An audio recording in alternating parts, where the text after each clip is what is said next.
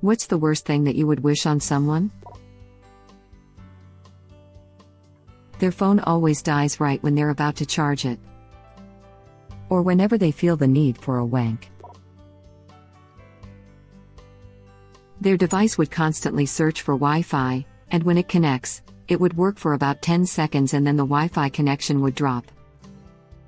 I used to be in this very frustrating situation where my school had really bad internet connection, and very often when I tried to connect to the local Wi-Fi network, my computer would get stuck and freeze trying to connect to one network, and I wouldn't be able to just cancel and try connecting to other networks available. I would have to restart my computer in order to try connecting to a different network. Needless to say, checking my email quickly during a 5-minute break was not possible. This would absolutely wreck my love life. Rosie Palm would get some needed rest. Original poster replies. That's infuriating. That's even worse than no Wi-Fi at all. I had the pleasure of having that issue this week and it almost drove me insane laughing out loud. They will never find a comfy position. Besides once. And once they do find that just right spot, their butthole will itch quite badly. Calm down, Satan.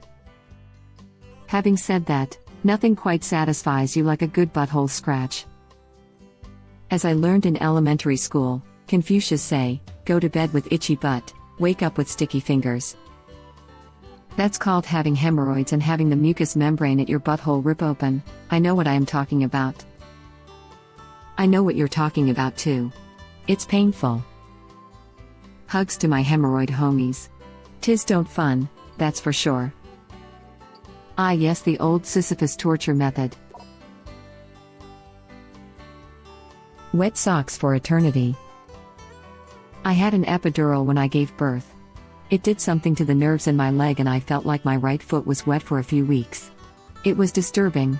I kept checking it to make sure it was clean and safe. Original poster replies. No, I would hate this so much. Trench foot hello. A permanently, freshly stubbed toe. That reminds me of the plot for the novel Elantris. It's about these people who are cursed to where their bodies are unable to repair themselves. Every injury that their bodies suffer will never heal and the injuries will keep accumulating over time until they go insane. Not just never repair, the pain never fades. Each injury hurts just as bad years later as it did right after. Wait, they don't normally do that? They'll eventually get used to the pain. Okay, then a daily weekly stubbed toe. Just imagining hurts. That's actually part of the plot of one of Brandon Sanderson's first written book, Elantris. Part of the Cosmere. For those unaware, Brandon Sanderson is a fictional author who writes several series in the same universe and writes his books on time. Sanderson doesn't write his books on time. He writes and finishes them years before they have any right to be without ever feeling rushed. Man is a genius who writes 500,000-word novels for breakfast. Edit. I wanted to add that authors who write a lot are a dime a dozen, but authors who can write a lot and tell a good story are one of a kind. Sanderson's stories can exceed 500,000 easy and yet are original, leave no untied plot lines, no Chevik's gun unfired, and no plot hole unplugged. Their sleeves get wet whenever they wash their hands, no exceptions. How? I'm wearing a tank top. How? I'm naked. Checks closet. All sleeves are soaking wet. When you're naked, the piss goblin comes and pisses on all your sleeves while you wash your hands. Joke's on him, I don't have any clothes. Your true soulmate, other half, somewhere on earth, opening their closet, K? Doesn't matter. How? I don't even have hands. Doesn't matter. How? I'm a fetus. Doesn't matter. Doesn't matter. Every time they come to wipe Terry's no toilet paper. There's just enough squares that you take the chance, but your finger always rips through. Seeing their pet prefer someone else over them. Laughing out loud, I felt this. Even though my sister and I are the ones who train, discipline, feed, bathe and take him to the vet, my dog still likes my dad more just because he's the one in charge of taking our dog out for walks. Edit. Thanks for the first award. This is the dog in question. Web link. Same for my mother's dogs. They like me more because I'm the one always petting them and sharing my sandwiches. You're a spy who buys their love with sandwiches, you dirty bastard. The spy who fed me. When I still lived with my parents, I had a cat. They wanted to do all the nice stuff like feeding the cat. I told them that if they wanted the joy of feeding my cat, they should clean his litter box and remove ticks too. Needless to say, I got full control of the pet. That is very, very nasty. 10 tenths for a hit to the feels. Original poster replies. Oof, this one hit different. Their wired headphones getting caught on any doorknobs in their vicinity. What if they have wireless headphones? Simple. Wireless doorknobs. They lose them. They lose one. And can only listen to music that hinges on utilizing different sounds in each ear. I get irrationally angry when this happens. They will always have a little rock or a thorn in their shoes that they can never get out. Original poster replies. This would annoy me to no end. Same. It isn't the mountains ahead to climb that wear you out, it's the pebble in your shoe. Muhammad Ali.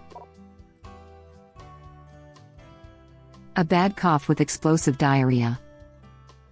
As a former chemo patient, I can confirm this sucks.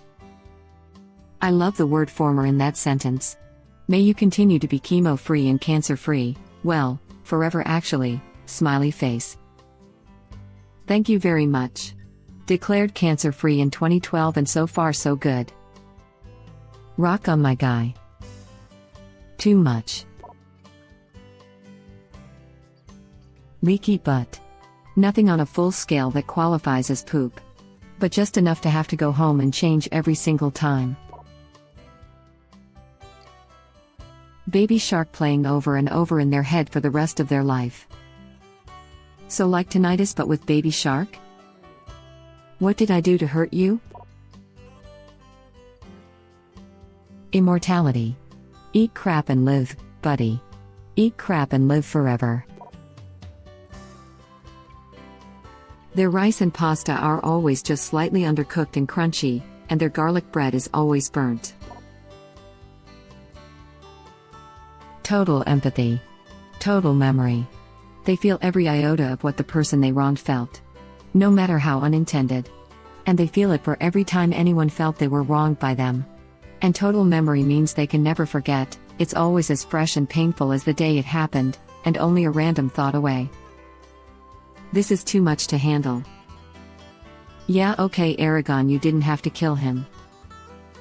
You'd think that leaving him to suffer would be better, but no, Aragon just had to behead him. I had some kind of weird fantasy about a curse that causes abusive person to get extreme migraine every time the abuser causes his/her victim any emotional pain, be it hurt, anger, fear, resentment, humiliation, feelings of betrayal and so on. The worse the victim is hurting, the worse the migraine. No painkillers would work. The only way to alleviate the migraine is to alleviate victim's emotional pain. Even hurt from something abuser did 10 years ago would cause a migraine. This would be horrific punishment for abusive people because emotional scars are way more difficult to heal than physical ones. People can hurt over something done to them at 5 years old up until the day they die. People with cluster B personality disorders would be absolutely debilitated, since they always seem to have at least one victim they abuse, be it a partner, sibling, child, co-worker or classmate that they bully. I have a weird curiosity about whether such a curse would change their behavior. I know they can't feel empathy and remorse about their wrongdoings and like to have power over people, which is why they stomp over others' boundaries even when it seems they won't gain anything from it.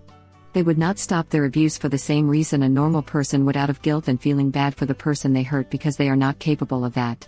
But would suffering horrible pain every time they hurt someone force them to stop? An extremely sore pimple on their eyebrow and inside their ears and nose. One of those tiny pimples on the tip of your lip that are ridiculously painful. At the edge of the lips too. No, those are the worst places to get a pimple. Especially because for some reason, the ones in the ears get the biggest, and then when they pop, the pus gets everywhere and you feel like you need to immediately take a shower. They never seem to go away either. I had a huge blind one between my eyebrows that still has a red mark months later even though I didn't pop it. Every day begins with a 1 in 3 chance they will stub their toe. On the days when the stub will occur, a secondary check is performed for damage, rated 1 to 10. Make a raw luck check. Ah. I got a 4. You catch your big toe on the edge of the altar of misery. You take 56 damage. I was at 32. I go down. To be hit with a 4 in Uno 3 times in a row. To start the 4 chain and always have it end on them. That no matter how much they shake the bottle or who puts it on their food, that they always get the runny watery part of the ketchup. A coworker of mine once referred to this as ketchup pre-cum, and now I hate this even more.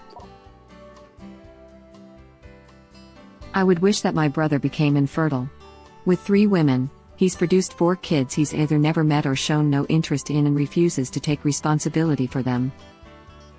That's probably the best thing to wish on him from the sounds of it. I feel like infertility isn't enough on its own for my ex. Maybe impotence as well. He now has 5 kids to 3 different women, that he knows of. He can't keep his dick in his pants, so there are probably more, and my son is barely 6 months older than the second kid. Make it so that he suddenly feels a lot of love for these kids, but is forever unable to visit or talk to them. Permanent swamp butt. You'll never be clean. For animal abusers, being locked in a small jail cell, which is then pumped full of the heavy smell of dog breath. Ew. Gosh, that's just enough where it sounds not that bad and silly, but then I actually imagined it and literally gagged. Holy hell, that would drive me insane. Yep. I'm sure many would severely underestimate it. And when I say heavy, I mean heavy. There's enough oxygen to breathe, but other than that, every bit of air in that cell is hot, humid, rank doggy breath. And not just one type. Nope. Can't have them getting used to it. Maybe for a few minutes it's the breath of elderly dogs with chronic halitosis, then it'll smell like the breath of dogs who got some kitty poo treats from the litter box, then the breath of dogs who ate roadkill, on and on and on. Stuck on hold with customer service. Your call is important to us. Please hold and someone will assist you shortly. Got migraine just from reading this. Random, uncontrollable and extreme orgasms. Sprayed by a skunk every day. Nothing they can do to escape it. As soon as they wake up, boom, a skunk's rear is in their face and it sprays them to start the day. It would be better to have it randomly happen throughout the day. Just when they think they made it to work safely. Bam. Skunk. Walking their date to the door, hoping to get lucky. Bam. Skunk. Going to bed, thinking this might be a no skunk day. Bam. Under the bed skunk. This, but 4 non-consecutive, non-repeating days out of every week. So they truly don't know if they'll be skunked or not that day. Then a period of several weeks of no skunking, followed by a week of multiple skunks a day, then back to the 4/7 arrangement. The anxiety of "am I going to be skunked?" is a large part of the punishment. Crippling anxiety. Just imagine permanently feeling as if you're being watched, or constantly feeling a threat against your life. Anxiety so powerful you no longer sleep, only worsening the situation until inevitable death. This is why I'm medicated by a specialist. So a day that ends in "why gotcha?" Check. I sincerely wish my ex-husband would accidentally zip his foreskin into his pants zipper once weekly. I don't wish him dead or anything, just a little karmic revenge for putting it where it doesn't belong. I've had the same happen to me when I was 4, One of the worst pains I've ever had. Your ex-husband must have been terrible, I guess. This comment leaves me wondering. Cheated on you or surprise butt sex? Nightmares. Constant, every time their eyes close to sleep, vivid, terrifying and traumatic. For their loved ones to start treating them the way they treat others. Immortality combined with locked-in syndrome. That's about as bad as I can imagine. Original poster replies. That sounds like a nightmare. For this reason, many of this kind of conversations happen away from the beside of the person in the coma. Also, they're not going to pull the plug unless there is confirmed brain death, which is checked by 2 or 3 doctors before being diagnosed. In the case of locked-in syndrome, there would be signs of brain activity. If someone is rude to me, I will often wish that they stubbed their toe. The little pinky one. On the corner of something hard. All the sex traffickers to be raped with a hot metal dildo. And anyone who's a part of them. It's a kind of evil that I can't really comprehend exists. The world would be so much better if everyone, everywhere all at once knew who all sex traffickers, all sexual abusers, and all the people who were protecting them were suddenly locked in a room with a floor of infinitely scattering Legos.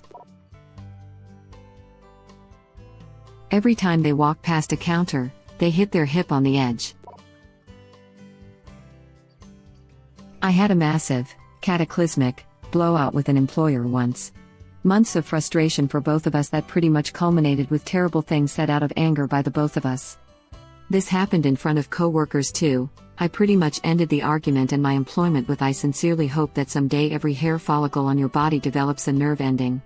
The thought of you needing anesthesia to get a haircut or shave genuinely brings a smile to my face. 24 hours later, myself and another tech, who quit in solidarity, were packing out our tools. I apologized for everything I said, except for the hair follicle quip. I remarked that after reflecting on things a little further, I feel even more strongly about the matter and that my stance had not changed. His response is that he would see me in court for my final paycheck. I told him I wasn't going to chase him for it, and that I'd surprised if he was even in business next year. 6 months later, his doors were closed. Out of business. Thank you for watching. Please subscribe to be the first to know about Red Rabbit Reader's new videos. If you like our videos, please like them on YouTube and share them with your friends. We welcome your comments below. Press to start another of our videos.